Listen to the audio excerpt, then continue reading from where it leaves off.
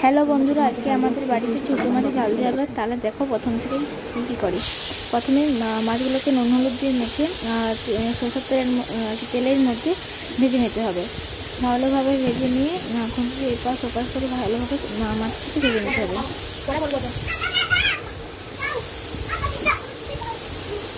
মাছটি একটু খড়া করে ভাজতে হবে, তাতে মাছটি স্বাদটি দ্বিগুণ হয়ে যাবে। তারপর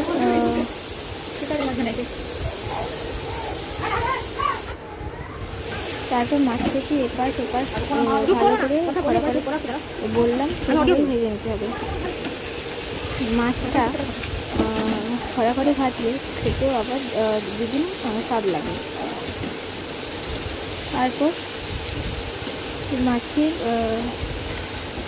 মাছের মধ্যে একটু পরিমাণে তেল দিয়ে দিতে হবে, যাতে মাছটা না কড়াইয়ের মধ্যে লেগে যায়। এই জন্য মাছের চারদিকে একটু পরিমাণে তেল দিয়ে দেওয়া হলো। আপনাদের যেমন হচ্ছে আপনারা দিতেও পারেন, নাও দিতে পারেন। তারপর মাছটাকে ভালোভাবে ভেজে নিয়ে এটি গ্যাসটা কমিয়ে দেবেন। খানিকক্ষণ পর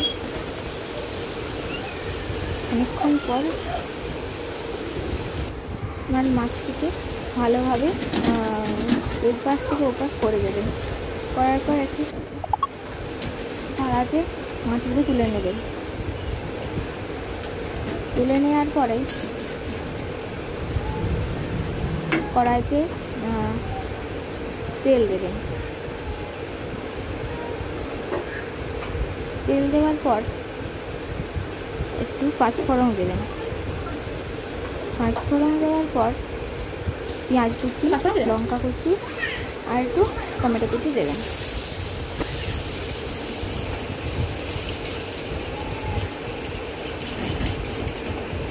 আপনারা এটাও করতে পারেন, পেঁয়াজটাকে একদম ভেজে নিয়ে তারপর টমেটো দেবেন।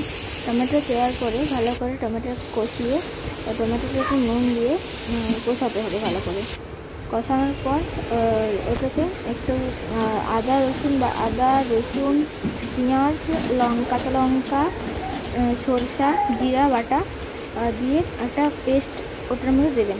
দিয়ে পরে হলুদ গুঁড়ো দিতে হবে। হলুদ গুঁড়ো দেওয়ার পরে ভালোভাবে নেড়ে নেবেন। তারপরে জল দেবেন।